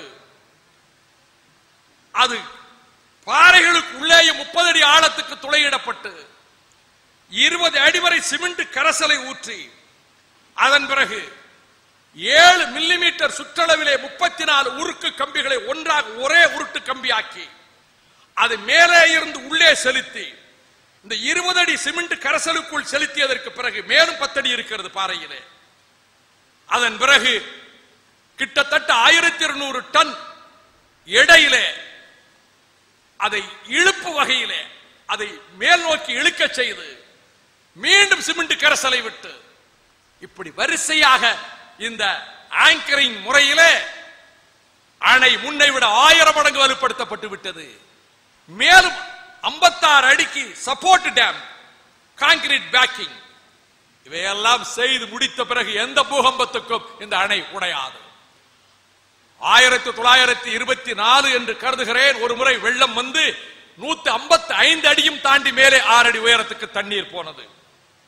அணை உடைந்து இதோடு போய்விட்டது என்று வெள்ளைக்கார அரசு காலத்தில் எல்லோரும் முடிவுக்கு வந்து விட்டார்கள் இன்ஜினியர்கள். 7 நாள் வெள்ளம் போனது. 7 நாள் வெள்ளம் வடிந்ததற்கு பிறகு பார்த்தால் அப்படியே எக்கு சுவராக எழுந்து நிற்கிறது பென்னிக்கு கட்டிய அணை. ஆகவே இதற்கு ஆபத்தில்லை. இருப்பினும் இது வழக்கு மன்றத்துக்கு சென்று நீதிமன்றத்திலே வாதங்கள் மேற்கொள்ளப்பட்டு உச்ச நீதிமன்றம் 2000 ஆண்டிலே தெரிவித்ததற்கேற்ப மத்திய நீர்வள கமிஷன் பிரார் தலைமையிலே, மிட்டல் தலைமையிலே 15 நிமிடர்களை கொண்ட ஒரு குழு, அதற்கு பிறகு பிரார் தலைமையில் 20 நிமிடர்களை கொண்ட குழு, பல மாநிலங்களைச் சேர்ந்தவர்கள் பார்வையிட்டு அணை மிக வலுவாக இருக்கிறது, எந்த சேதமும் ஏற்படாது என்று அறிக்கை தந்த பிறகு நீதிமன்றம், உச்ச நீதிமன்றம் ஒரு கட்டத்திலே இருதரப்பு வாதங்களையும் கேட்டு தமிழ்நாட்டின் பக்கம்தான் சட்டப்படி நீதியும் உரிமையும் இருக்கிறது என்று 27ஆம் தேதி பிப்ரவரி மாதம் 2006ஆம் ஆண்டு 3 நீதிபதிகள், justice Sabharwal, justice Thakker, justice Balasubramaniam, இதில் 3ஆம் கேரளத்துக்காரர் தான், அந்த தீர்ப்பிலே சொல்லிவிட்டார்கள் அணைக்கு எந்த ஆபத்தும் இல்லை, தமிழ்நாட்டுக்குத்தான் உரிமை இருக்கிறது, உடனடியாக 142 அடிக்கு தண்ணீர் மட்டத்தை உயர்த்தி கொள்ளலாம். After taking strengthening measures of baby dam, central water commission வந்து பார்வையிட்டு விட்டு 152 அடிக்கும் தண்ணீரை உயர்த்திக் கொள்ளலாம். Kerala government and its officials should not put any hurdles. இதற்கு கேரள அரசோ அதிகாரிகளோ எந்த முட்டுக்கட்டையும் போடக்கூடாது. இது உச்ச நீதிமன்றத்தின் தீர்ப்பு. வரவேற்புரை ஆற்றிய மாணவர் ஆவேசமாக பேசினார். இந்தியா உடையும் என்றார். அணை உடையாது, ஆனால் இந்தியா உடையும் என்றார். ஏனால் ஊடகவியலாளர்கள் வந்திருக்கிறார்கள், பத்திரிகையாளர்கள் வந்திருக்கிறார்கள், லயோலா கல்லூரியிலே இப்படி ஒரு முழக்கம் கேட்டதே என்று எழுதக்கூடும், நினைக்கக்கூடும். ஆனால் எங்கே இருக்கிறது இறையாண்மை? அவர்கள் வீடுகளுக்கு சென்று சந்தித்து, நீங்கள் அமைக்கின்ற அரசினுடைய செயல் திட்டத்தில் முதலாவது சேர்க்க வேண்டியது நதிகள் இணைப்பு, அது தென்னக நதிகள் இணைப்பு. ஏனெனில் KL ராவினுடைய கனவு அது ஒருபோதும் நனவாகாது என்று மத்திய அரசு அப்பொழுதே தூக்கி எறிந்து விட்டது. கங்கை காவிரி இணைப்பு திட்டத்தை விந்திய மலைகளை கடந்து கொண்டு செல்ல முடியாது, செலவு அதிகமாகும் என்று கூறி, ஆக தீபகற்ப நதிகள், பெனின்சுலா ரிவர்ஸ், ஹிமாலயன் ரிவர்ஸ் 2ஆ பிரிச்சிட்டாங்க. இப்ப தீபகற்ப நதிகளை இணைப்பதற்கு முன்னிடம் கொடுத்து, கிவிங் பிரையாரிட்டி, இந்திய அரசு இணைப்புக்கான திட்டத்தை வகுக்கட்டும் என்று சொன்னதை அன்றைய சூழலில் இந்த எளியவனுடைய என்னுடைய அறிக்கையை அப்படியே வரி பிசகாமல் ஏற்றுக்கொண்டு காமன் மினிமம் புரோகிராமிலே சேர்த்தார்கள். என் சக்திக்கு இதையெல்லாம் செய்திருக்கிறேன். இதை நான் விளம்பரப்படுத்திக் கொள்ள வேண்டும் விரும்பவில்லை, இது பலருக்கு கூட தெரியாது. ஆனால் இப்பொழுது இறையாண்மையை பற்றி சொல்லுவதற்கு காரணம், சுப்ரீம் கோர்ட் தீர்ப்பு வந்தவுடனே அங்கே கேரளத்திலே உமன் சாண்டியை போய் திருவனந்தபுரத்திலே சந்தித்து இதை பற்றி வாதித்திருக்கிறேன் முதலமைச்சராக இருந்த போது. அச்சுதானந்தனுக்கு அச்சப்பட்டுக் கொண்டு அங்கே இயங்குகிறார்கள் எனக்கு தெரியும். சட்டமன்றம் கூட்டப்பட்டது, சட்டம் நிறைவேற்றப்பட்டது. கேரள நதிகள் அந்த அங்கே இருக்கக்கூடிய நீர்ப்பாசன திட்டங்களை குறித்த சட்டத்தில் திருத்தம் கொண்டு வந்து, அதுவரை முல்லை பெரியார் அணை கேரளத்தினுடைய நீர்த்தேக்க பட்டியலில் கிடையாது. 2003 வரையில சுப்ரீம் கோர்ட் தீர்ப்பு கொடுத்ததனால் இந்த திருத்த சட்டத்தில் செகண்ட் ஷெட்யூல்ல புதுசா கொண்டு வந்து முல்லை பெரியாரை சேர்த்தார்கள். அதுவரை முல்லை பெரியார் கிடையாது கேரளாவுடைய அணைக்கட்டு பட்டியலையோ நீர்த்தேக்க பட்டியலையோ கிடையாது. It is a fact. Nobody, I can challenge anybody. சேர்த்து விட்டு முல்லை பெரியார் அணை நீர்மட்டம் எவ்வளவு? 136 அடி. சுப்ரீம் கோர்ட் 142 அடிக்கு தண்ணியை உயர்த்து 152 அடிக்கு உயர்த்தலாம், குறுக்கிடக்கூடாது கேரள அரசு சொன்ன 10 நாளையில சட்டத்தை கொண்டு வந்து அதில் 136 அடி என்று போட்டுவிட்டு அதோட நிக்கல. கேரளா ரிவர் வாட்டர் அத்தாரிட்டி அந்த நதிநீர் ஆணையத்துக்கு எல்லா அதிகாரமும் உண்டு. Not only to maintain the reservoirs and dams, even to decommission any of the reservoirs. கேரளத்தில் இருக்கக்கூடிய எந்த அணைக்கட்டையும் பராமரிக்க மட்டுமல்ல, உடைத்தெறிவதற்கு, அதை கொஞ்சம் மென்மையாக சொல்லுவதை போல டு டீகமிஷன், செயல் இழக்க செய்வது என்று போட்டார்கள். இந்த சட்டத்தின் வாசகம் அதுதான், டு டீகமிஷன். உடைப்பதற்கும் எங்களுக்கு அதிகாரம் உண்டு என்று ஒரு சட்டத்தை கொண்டு வந்ததே இந்திய அரசு இருக்கிறதா?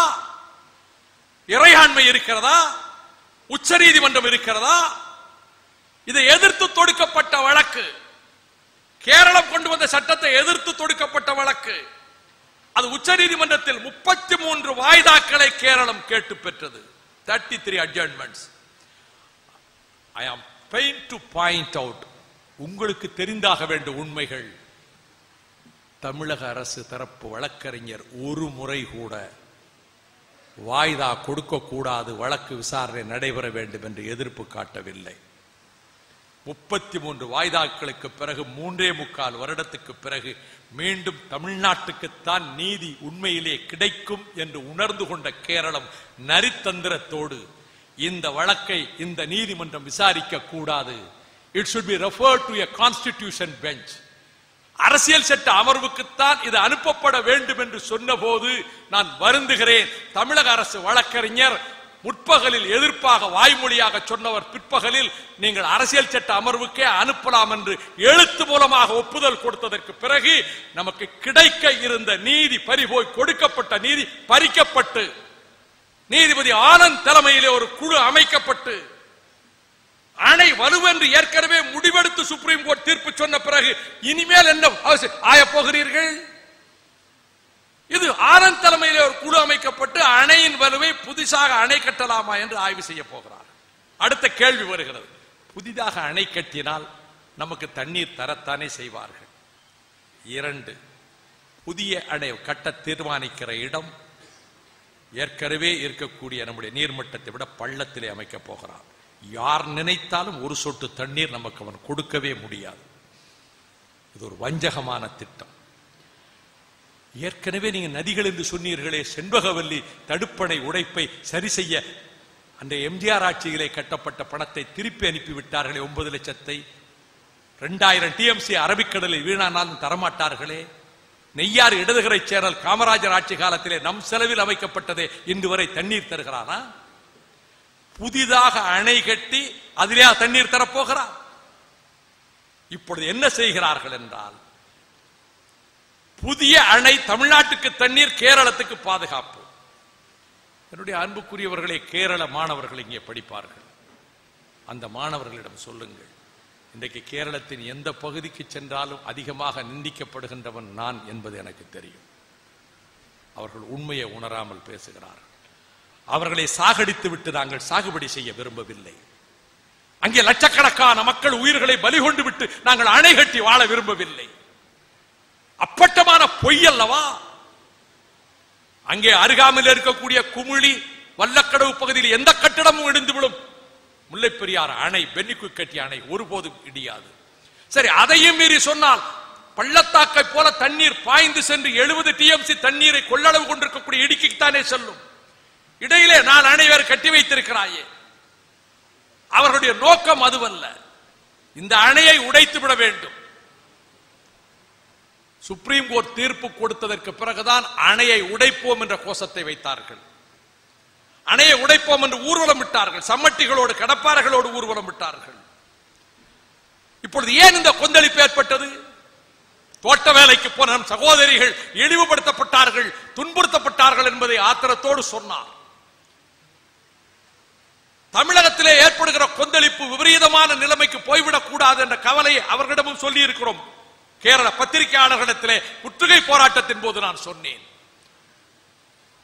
கேரள மக்களுக்கு சொல்லுங்கள், இந்த அணை உங்களையும் வாழ வைக்கிறது, எங்களையும் வாழ வைக்கிறது. The Mullai Periyar Dam constructed and built by Pennyquick is serving both the states. எப்படி? இங்கே இருந்துதான் காய்கறிகள், பழங்கள், தானியங்கள், அரிசி, எல்லாம், பால் எல்லாம் போக வேண்டும். கேரளத்திலே கழனிகள் கிடையாது, வயல்வெளிகள் கிடையாது, ஓடும் நதிகள் உண்டு, குதித்து பாய்கின்ற சிற்றாறுகள் உண்டு, பச்சை பசேல் என்று மரகத கம்பளம் விரித்தாற் போல் எங்கும் பசுமையான காட்சி உண்டு, உயர்ந்த குன்றங்கள் உண்டு, மலைகள் உண்டு, தாவியலும் அலைகளை கொண்ட அரபிக் கடல் உண்டு. ஆனால் நிலம் கிடையாது. நாங்கள் தான் உங்களுக்கு உணவளிக்க முடியும். எங்களை அன்னி நீங்கள் வாழ முடியாது. அல்லது கர்நாடகத்திலிருந்தும் ஆந்திரத்திலிருந்தும் கடல் வழி நீங்கள் கொண்டு வர முடியுமா? கட்டுப்படி ஆகுமா? நடக்கக்கூடிய காரியமா? நீங்கள் உண்பதற்கு பயன்படுத்துகின்ற மாட்டிறைச்சியிலிருந்து ஆட்டிறைச்சி வரை அனைத்தும் இங்குதான் கால்நடைகள். ஏன் இங்கே சுரண்டப்படுகிற மணல் கூட அங்குதானே வருகிறது. அங்கே ஒரு கூடை மணல் அள்ள முடியாது. கட்சிகளும் அனுமதிக்காது, மக்களும் அனுமதிக்க மாட்டார்கள். எனவே அவர்களுக்கும் வாழ்வு கொடுக்கிறது. நாம் காசுக்குத்தான் தருகிறோம். ஆயினும் கூட இந்த பொருளாதார முற்றுகை என்று சொன்னதற்கு காரணம் ஒரு எச்சரிக்கை விடுவதற்கு. நம் தலையில் கல்லை போட நினைத்தால் அழிவல்லவா வரும். அணையை உடைக்க விட மாட்டார்கள். தமிழகம் கொந்தளித்து விட்டது. 3 பேர் உயிரிழந்திருக்கிறார்கள். இடிமுழக்கம் சேகர், ராஜேந்திரன், ஜெயபிரகாஷ் நாராயணன். வியாபாரிகள் நட்டம் ஏற்பட்டாலும் பரவாயில்லை, பொருள்களை அனுப்ப மாட்டோம் என்று முற்றுகை போட்டார்கள். அணையை உடைக்க போகிறான் என்று ஒரு செய்தி வந்தால் எந்த ராணுவமும் பட்டாளமும் தடுக்க முடியாது. தமிழ்நாட்டு இளைஞர்கள் கொந்தளித்து செல்வார்கள். யாரும் தடுக்க முடியாது. தடுக்க முடிந்ததா 2 மாதம்? எத்தனை போலீஸ் வச்செல்லாம் தடுக்க முடியாது. மிலிட்டரிய கூட தடுக்க முடியாது. அது 2 மாநிலத்துக்கும் கேடு அல்லவா? நமக்கும் கேடு, அவர்களுக்கும் கேடு. ரத்த களரி அல்லவா விளையும். எத்தனை பிணங்கள் விழும். இதை நான் சொன்னேன். ஆகவே கேரளத்துக்கு துன்பம் விளைவிப்பது நம்முடைய நோக்கம் அல்ல. அந்த அணைக்கு ஆபத்து பூகம்பத்தால் அல்ல, சதிகாரர்களால் என்று இந்திய அரசின் உள்துறை அமைச்சகத்தினுடைய தொழில் பிரிவினுடைய தொழில் இலாக்கா தொழில்துறையை கண்காணிக்கின்ற உளவு பிரிவு, security section of the industrial branch of the IB of the home ministry of India என்ன கொடுத்திருக்கு? 9-10 தேதிகளில் 2008ஆம் ஆண்டு ஒரு அறிக்கையை உளவு மத்திய உள்துறை அமைச்சருக்கு அனுப்பி இருக்கிறது. அதில் அணைக்கு ஆபத்து ஏற்படலாம், பூகம்பத்தால் அல்ல, சதித்திட்டத்தால் உடைக்கப்படலாம். எனவே the Kerala police personnel should be removed from the dam site and the immediate task of the central government to deploy Central Industrial Security Force or Central Reserve Police Force. மத்திய ரிசர்வ் போலீஸ் படையை, மத்திய தொழில் பாதுகாப்பு படையை அங்கே கொண்டு போய் குவிப்பது உடனடி தேவை என்று மத்திய அரசாங்கத்தினுடைய உள்துறை அமைச்சகத்தினுடைய உளவு பிரிவு எச்சரிக்கை செய்திருக்க அறிக்கையினுடைய பிரதி என்னிடம் இருக்கிறது. அப்படியானால் இதை பாதுகாக்க வேண்டிய கடமை மத்திய அரசுக்கு உண்டல்லவா? அதற்கு மாறாக இப்பொழுது டிசம்பர் 2ஆம் தேதி ஒரு அரசியல் கட்சியை சேர்ந்தவர்கள் சமட்டியோடு போய், வெல்டிங் மிஷின்களோடு போய், வெல்டிங் கட் செய்யக்கூடிய மிஷின்களோடு போய் சட்டரை இயக்குகின்ற சங்கிலியை உடைக்க வெட்டிவிட முயன்றார்கள். கட்சி கொடிகளோடு போனார்கள். இது 2ஆம் தேதி. 4ஆம் தேதி இன்னொரு கட்சி, 2ம் அகில இந்திய கட்சிகள், இன்னொரு கட்சி பேபி டேமை உடைப்பதற்குள்ளே போனார்கள். 5ஆம் தேதி நான் பிரதமரை சந்தித்தேன். அப்பொழுது டாக்டர் மன்மோகன் சிங் அவர்களிடம் சொன்னேன், அணையை உடைப்போம் என்று வெளிப்படையாக பேசுகிறார்கள், ஊர்வலம் விடுகிறார்கள். இதை பாதுகாக்க வேண்டியது உங்கள் கடமை. மத்திய ரிசர்வ் பட்டாளத்தை உடனே அனுப்புங்கள். ஐ ஆம் ஆல்சோ worried என்று சொன்னவர், பட் கேரள அரசினுடைய சம்மதம் இல்லாமல் அப்படி நான் அனுப்ப முடியுமா என்பது பற்றி நான் யோசிக்க வேண்டும் என்றார். நான் உடனே அவரிடம் சொன்னேன், நான் எந்த பதவி அவரிடம் சொன்னேன், எனக்கு எந்த ஒரு நாடாளுமன்ற உறுப்பினர் கூட அல்ல, ஆனால் நான் சந்திக்க வேண்டும் என்றவுடன் எனக்கு இந்த நேரத்தை ஒதுக்கி தந்ததற்கு நன்றி தெரிவிக்கிறேன். ஆனால் வருத்தத்தோடு சொல்கிறேன், கைண்ட்லி பேர் வித் மீ. இப்படி அணையை உடைக்கின்ற இந்த முயற்சிகளில் அவர்கள் ஈடுபடுவார்களானால் இந்திய ஒருமைப்பாடு நம் கண்முன்னாலேயே உடைந்து சிதறி போகும். What happened in Soviet Russia will happen in this country. 15 நாடுகளாக சோவியத் ரஷ்யா துண்டு துண்டாக போய்விட்டது. அமெரிக்க அரசுக்கு ஏகாதிபத்தியத்துக்கும் அறைகூவல் விடக்கூடிய அளவுக்கு வலிமை வாய்ந்த செஞ்சேனையை கொண்டிருந்த சோவியத் ரஷ்யா, விண்வெளியிலே முதலாக ககாரினை மிதக்க விட்ட சோவியத் ரஷ்யா, காப்பாற்றிக் கொள்ள முடியவில்லையே ராணுவ பலத்தால் நாட்டின் ஒற்றுமையை. அதை போல அணையை உடைப்போம் என்கின்ற அந்த முயற்சியை அவர்கள் தடுத்து நிறுத்தியாக வேண்டும். இப்பொழுது கடைசியாக இப்பொழுது என்ன நிலைமை தெரியுமா? மாணவர்கள், நீங்கள் அறிந்து கொள்ள வேண்டும் என்பதற்காக சொல்லுகிறேன். நதிகளை தேசியமயமாக்க வேண்டும் அல்லது நாட்டுடைமையாக்க வேண்டும் என்று சொல்கிறோம் அல்லவா? இந்த மாநிலங்களுக்கு இடையேயான நதிகளை குறித்து முடிவெடுக்கிற அதிகாரம் இன்றைக்கும் மத்திய அரசாங்கத்தினுடைய மத்திய அரசு பட்டியலில் தான் இருக்கிறது. The Union List 7th Schedule 56வது ஐட்டம், அதன்படி interstate rivers, river valleys, மாநிலங்களுக்கு இடையிலே இருக்கக்கூடிய நதிகள், நதி பள்ளத்தாக்குகள் குறித்து மத்திய அரசுக்கு கட்டுப்படுகின்ற வகையிலே பாராளுமன்றம் இயற்றுகின்ற சட்டத்துக்கு கட்டுப்பட்டுத்தான் அந்த முடிவுகள் மக்கள் நலனுக்காக எடுக்கப்படுவதற்கு அதிகாரம் வழங்குகிறது. மாநில பட்டியலிலே இருக்கிறது 17வது பிரிவிலே வாட்டர், தண்ணீர். ஆனால் மத்திய அரசினுடைய இந்த பட்டியலுக்கு உட்பட்டது, கட்டுப்பட்டது என்று கான்ஸ்டிடியூஷன் சொல்லுகிறது. இப்பொழுது என்ன நடக்கிறது தெரியுமா? வருத்தப்படுகிறேன். கேரள அதிகாரிகள் மைய அரசிலே மிக முக்கிய இடங்களில் இருக்கிறார்கள். அவர்கள் இதற்கு மாறாக பாராளுமன்றம் தான் சட்டம் நிறைவேற்ற முடியும். மாநிலங்களுக்கு இடையிலே ஓடுகிற நதிகளை குறித்து எந்த விதத்திலே ஒழுங்கு செய்வது, இயக்குவது என்று. இவர்கள் என்ன சட்டம் கொண்டு வர போறாங்க தெரியுமா? அந்தந்த மாநிலங்களுக்கு உள்ளே இருக்கக்கூடிய அணைக்கட்டுகளை அந்தந்த மாநிலங்களே தான் பராமரித்து அது குறித்து முடிவெடுக்க அந்தந்த மாநிலத்துக்குத்தான் அதிகாரம் உண்டு என்று ஒரு சட்ட மசோதாவை கொண்டு வந்து அந்த மசோதாவை நிறைவேற்ற மத்திய அரசு முடிவெடுத்து தமிழ்நாடு அரசு எதிர்ப்பு தெரிவித்து, நானும் ஆகஸ்ட் 2 3 உயிர்களை காப்பாற்ற, 3 தமிழரை காப்பாற்ற முறையிட்ட அந்த வேளையிலும் இது பற்றி நான் எடுத்து கூறியிருக்கிறேன். தற்காலிகமாக நிறுத்தி வைத்திருக்கிறார்கள். அப்படியானால் அந்த மாநிலத்துக்குள்ளே இருக்கக்கூடிய அணையை குறித்து முடிவெடுக்கிற அதிகாரம் அந்த மாநிலத்துக்குத்தான் உண்டு என்பது நான் முதலில் குறிப்பிட்ட ஹார்மோன் டாக்டரின். இது உலகம் எங்கேயும் ஏத்துக்கிடல, எந்த நாடு ஏத்துக்கிடல. இன்னொரு தேசத்துக்குள்ளே போகிற தண்ணீரை என் தேசம் தடுக்க முடியும் என்பதே உலகம் ஏற்றுக்கொள்ளல. ஆனா கேரளாவுக்கு சாதகமா இப்படி ஒரு சட்டத்தை இந்திய நாடாளுமன்றம் இயற்றுவதற்கு முயற்சிக்கிறது. இதே போக்கு இந்தியாவை உடைத்து துண்டாடுவதை தவிர வேறு எதிலையும் போய் நிற்காது. நான் வருந்துகிறேன். ஒரு மாநிலம் இன்னொரு மாநிலத்தை வஞ்சிக்க, அணை கட்ட அனுமதிக்க கூடாது. கர்நாடகம் ஏற்கனவே வஞ்சித்து விட்டது. கேரளம் அநீதி செய்ய முனைகிறது. நம் தமிழகத்தின் வாழ்வாதாரங்களை காப்பாற்றிக் கொள்ள நியாயம் நம்பக்கம் இருக்கிறது, உண்மை நம்பக்கம் இருக்கிறது, சத்தியம் நம்பக்கம் இருக்கிறது. அந்த அடிப்படையில் தமிழகத்தின் வாழ்வாதாரங்களை, நதிநீர் வளத்தை காப்பதன் மூலமாக நமது நாகரிகத்தை, பண்பாட்டை, நம்முடைய உரிமைகளை காப்பது மட்டுமல்ல, இந்த புவியில் தமிழனை போல நாதியற்றவன் எவனும் கிடையாது.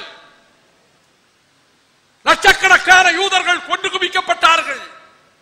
அவர்களுக்கு ஒரு தேசத்தை உலகம் அமைத்து கொடுத்து விட்டது. அமெரிக்க செல்வந்தர்கள் தந்தார்கள் பணத்தை, ஆயுதம் தந்தார்கள்.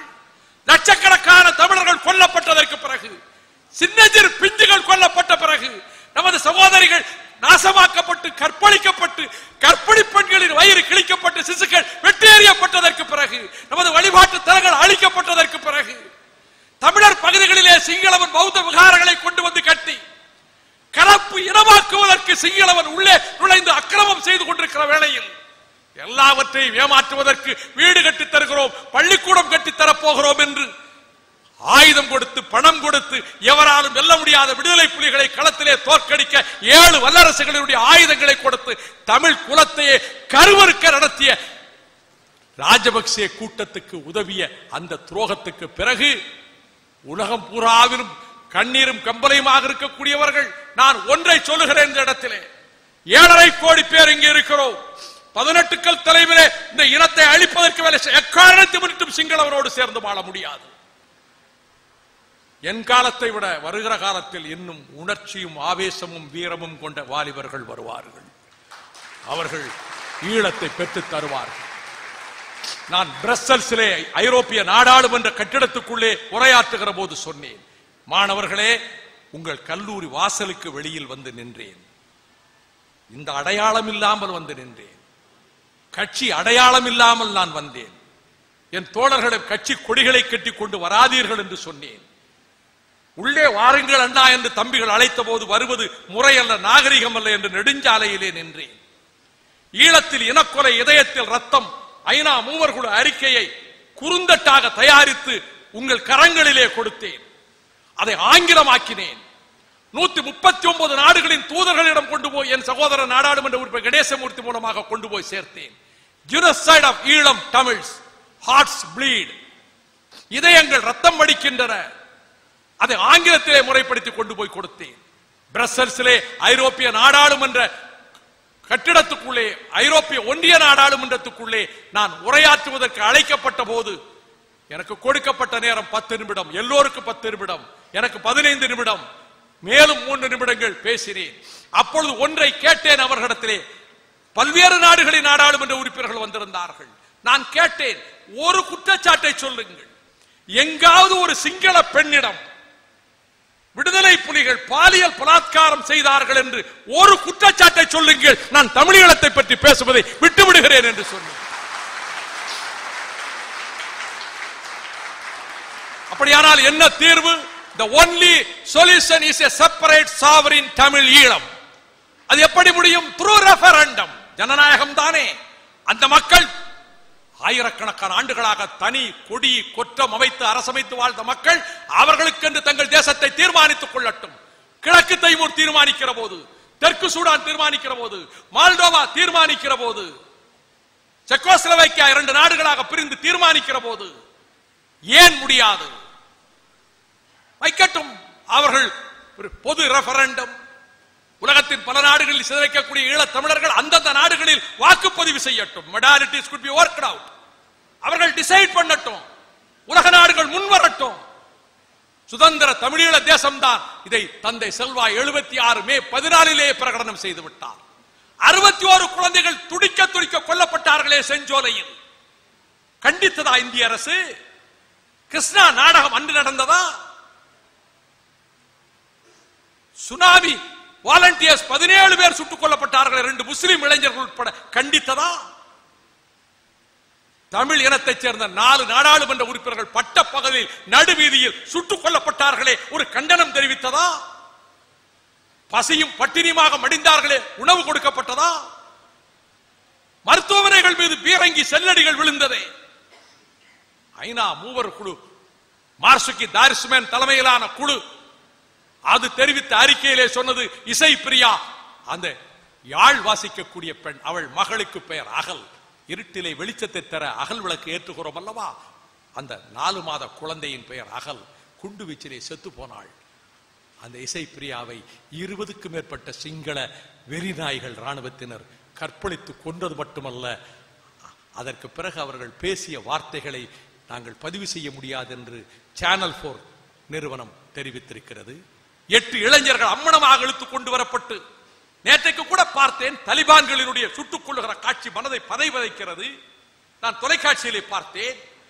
ஆனால் நம்முடைய இளைஞர்கள் பொட்டு துணி இல்லாமல் இழுத்து வரப்பட்டார்கள். கைகள் கட்டப்பட்டு, கண்கள் கட்டப்பட்டு, மிதிக்கிறான், எட்டி மிதிக்கிறான், கீழே விழுகிறான். ஒரு குரல் முனகவில்லை, அலறவில்லை. வீர தமிழ் இளைஞன் சாகப் போகிற நிலை உறுதியோடு இருக்கிறான். பிடரியில் சுடுகிறான், தலை வெடித்து சாகிறான். 8 பிணங்கள்.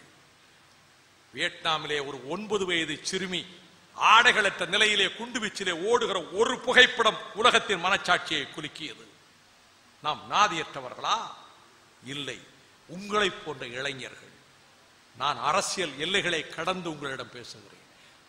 வெறும் 300 பேர் தான் ஸ்பார்ட்டாவின் வீரர்கள் 6 மாத காலம் தடுத்து நிறுத்தினார்கள் தெர்மாப்ளேயிலே. நான் முதலாக கல்லூரியில், சவேரியார் கல்லூரியில், என்னுடைய புகுமுக வகுப்பில் என்னுடைய பேராசிரியர் டிமல் அவர்கள் அவர் வர்ணிக்கிற போது, ஸ்பார்ட்டா வீரத்தை வர்ணிக்கிற போது, தெர்மாப்ளே வீரத்தை வர்ணிக்கிற போது, அதிலே நான் மெய்மறந்து அந்த நாள் முதல் அந்த ஸ்பார்ட்டாவை பற்றி, தெர்மாப்ளேயை பற்றி நினைத்துக் கொண்டிருப்பவன்.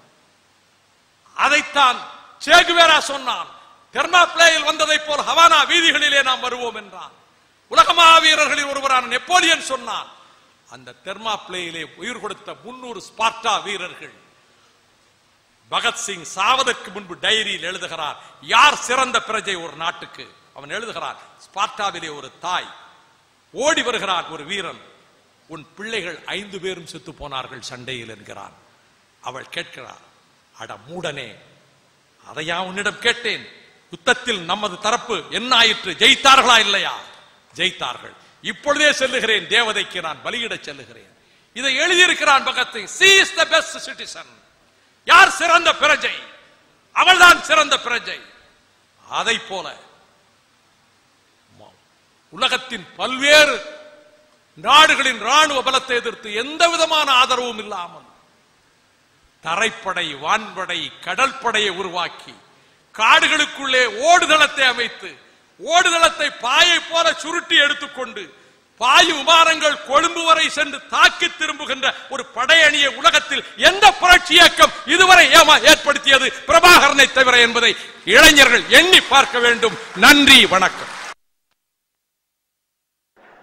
அகத்தியரே, தொல்காப்பியரே, கணியன் பூங்குன்றனாரே, நக்கீரரே, இளவேடரே, அரசில் கிழாரே, பிசிராந்தையாரே, ஈழத்து பூவேந்தரே, திருவள்ளுவரே, பரணரே, கபிலரே, மாறன் பொறையாளரே, இளங்கோவே, சீத்தலை சாத்தனாரே, திருமூலரே, காக்கை பாடினியாரே, திருஞான சம்பந்தரே, திருநாவுக்கரசரே, சுந்தரரே, திருவாசகரே, ஆதிசங்கரே, மாணிக்க வாசகரே, திருத்தக்க தேவரே, பூதார் தாழ்வாரே, பேயாழ்வாரே, சமரரே, மதுரகவி ஆழ்வாரே, பெரம்பூரரே, பட்டினத்தாரே, இளங்கோவரே, உங்கள் அனைவரையும் எனக்கு பொன்மாலை சூட்ட வழி இல்லாத காரணத்தினால் உங்கள் அனைவரையும் ஐயா வைகோவுக்கு பாமாலையாய் சூட்டி மகிழ்கின்றேன். ஐயா அவர்களே, மிக அருமையாக பேசி உணர்ச்சி பெருக்கிலே எங்கள் இளைஞர்களை திளைக்க வைத்து உங்களுக்கு மிக நன்றியை கூறி அடுத்தபடியாக பேசுவதற்கு எங்கள் அருள் முனைவர் ஹென்றி ஜெரோம் அவர்களை அன்போடு அழைக்கின்றோம். எனவே பேசுவதற்கு ஒண்ணுமில்ல, ஒரு பெரிய எரிமலைக்கு பின்னால் நம்ம நின்று கொண்டிருக்கின்றோம். அதனால இப்ப உங்களுக்கு கேள்விகள் ஏதாவது இருந்தா, நீங்கள் கேட்க விரும்பிய கேள்விகள் ஏதாவது இருந்தா ஐயா அவர்கள் மனமுவந்து பதில் சொல்வார்கள் என்று நம்புகின்றோம். ஒரு 3 அல்லது 4 கேள்விகளுக்குள் கூடங்குளம் மின் நிலையத்தை பற்றி தங்களுடைய அற்புதமான கருத்துக்களையும் அப்துல் கலாம் ஐயா சொன்ன அறிவுரைகளை ஏற்றுக்கொண்டு தற்போது தமிழக மக்களுக்கு என்ன சொல்ல விரும்புகிறீர்கள்?